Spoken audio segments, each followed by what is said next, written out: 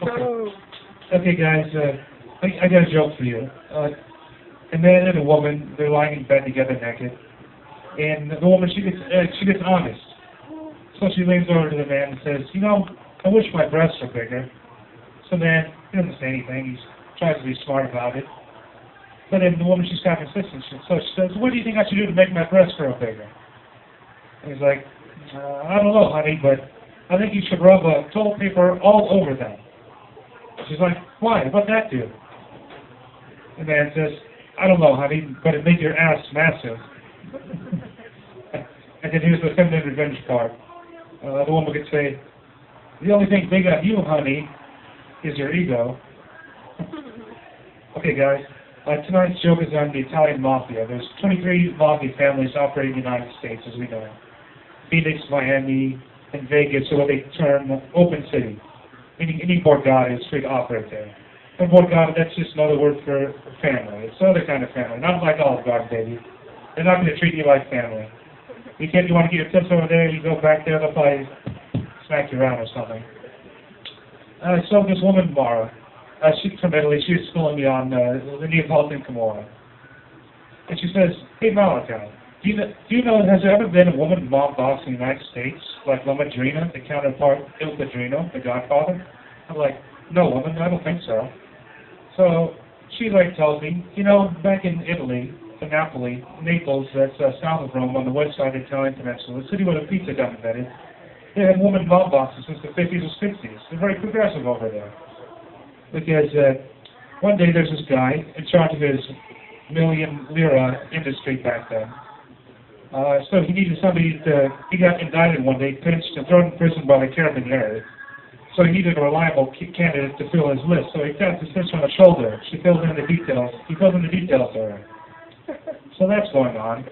And, and he dies in cancer. Don't meatballs. His name is going to fictionalize. He dies in cancer in prison. Cancer of the prick. I mean, it's the first natural death of a monster. It's almost like a rarity. So then she carries on and does her thing. And which brings me to my next point, ladies and gentlemen. Imagine the power dynamic in that relationship.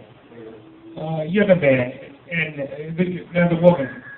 You notice a man can start eyeing the waitress's back breast. You tap him. You forewarn. You can look her cleavage. Give you no pull, this hose falls. That's what she told me. I was like, "Oh, okay." I kind of took the warning. And she's a pretty dangerous woman. But, I'm a guy, so a couple minutes later, I tried to get drawn to it again. I see it, and this time she goes like this. She grabs me right around here and said, "If she sucked on this cock that belonged to me, tell me so naughty, cut off his prick, put it in his mouth, and leave him on the street." Be no slandering. There'll be no cheating by slandering men in that type of relationship, guys. And when you break up with her, you gotta do so soft. You gotta let her down very tactfully. Otherwise, your excellent cadaver gets dumped in a garbage compactor in Jersey and maybe turn out straight in Japan. You say, "Hey, whatever happened to this too-much Malachi?"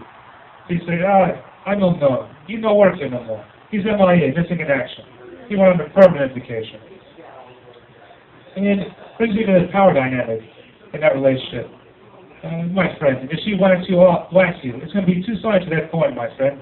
Either she whacks you off, good, or she says, "Hey, Malachi, come on, sit in a shotgun, honey. Sit in the front seat. Your big puffy hair, you got to fix it up. It's getting too fluffy. Look in that mirror. You get distracted right here. Then there's a little .38 caliber pistol, unbeknownst to me, coming around here. And two bullets bouncing out of your skull like dancers in the discotheque. That's a bad way to get whacked. And this woman, she's very intelligent, this Mara. She knows that in La Maledita, that means the bad lifestyle, they're criminals, the only money to be had is in the narcotics. And she cooks a heck of a ganja cake, it gives me the munchies. And I was also talking to a woman, and habitually, she performed super illegal felonious acts in front of my eyes. Got this under my shark, she said, "What they gonna get you for? Sucking out a fucking cunt? Please, pussy, be a man, toughen up." So I said, "Bitch, you're correct." And when I say bitch, I meant in the most complimentary fashion. So as hyenas are the most matriarchal society ruled by the women, so am I, ruled by your wiles, wit, and feminine charms, baby. When Marta left her Muppet-like laughter, I knew Vegas odds 50-50. I lived to be whacked off another evening in the boudoir. And one time she took me to France to this good restaurateur. And she said, "Hey, Malachi, you got to go to Paris, right here in Marseille."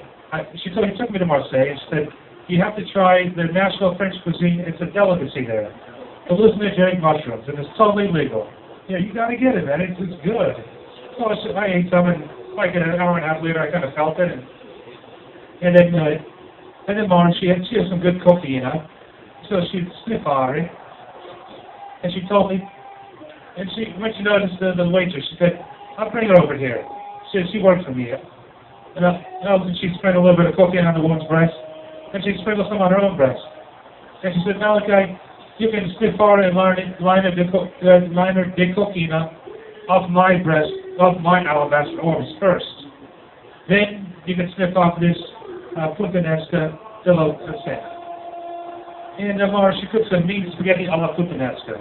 That's like horse-style spaghetti in Italian. That's a Thai recipe, guys. As you can imagine, it's salty, olives, and it smells like the sea. Thank you very much, J.D. Sally, Lauren Ossenbar, keeping the smart, a very good comedian, for keeping the show alive. Thanks, guys.